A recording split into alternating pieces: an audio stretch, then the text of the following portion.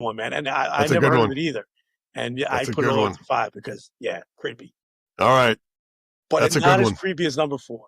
All right, let's go. This one, dude, this one. So in 1891, the Ouija board. Love the old ones. The Ouija board was invented. Oh man. Should we just stop there? I don't even want to talk about this. It's this is scary. And I have like real life shit that happened to me with this. But I remember you telling me about that stuff at school. yes, 1970. So in the 70s, like a lot of them, for some reason in the 70s, a lot of these things kind of blew up.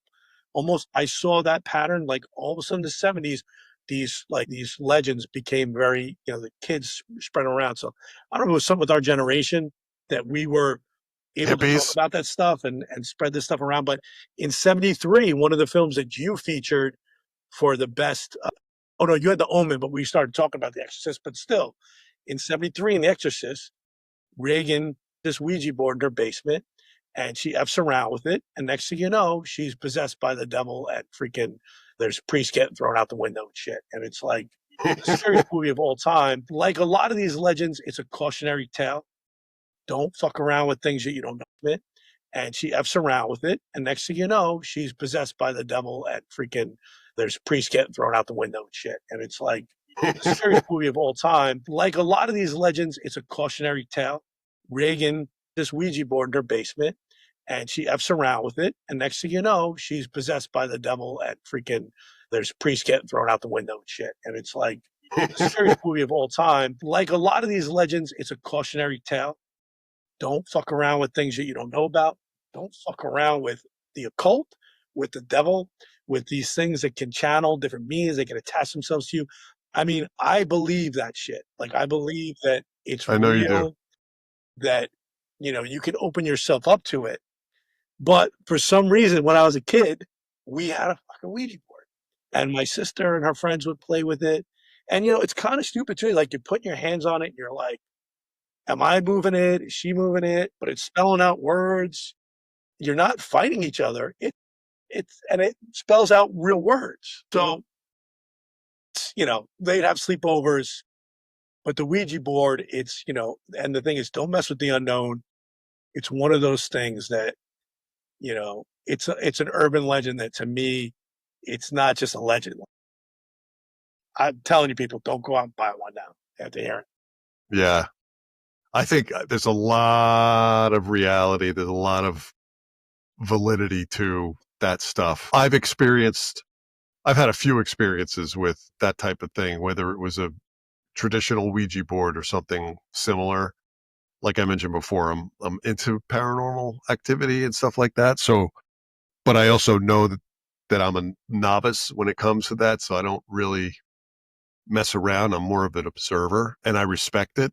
And I respect if it is the dead or the unliving or what have you.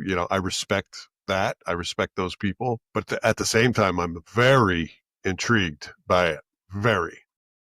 Wish I had kind of gone down a little bit of a different path and been more of an investigator in that regard. But I don't know if you remember when we were at school, we talked about this. And I was in this, I was taking a class. I don't remember the name of it, but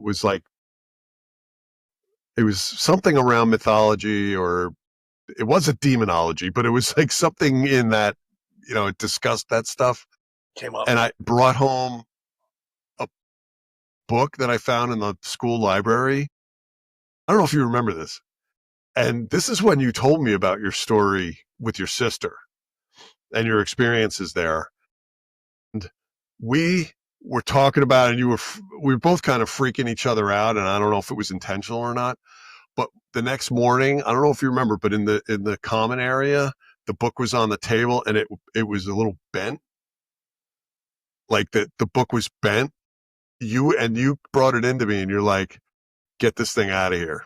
And I brought it back that day. Like I brought it back to the library that day. Yeah, man. I was freaked out, man. I was really nervous about that stuff back then. I still, like you said, I respect it.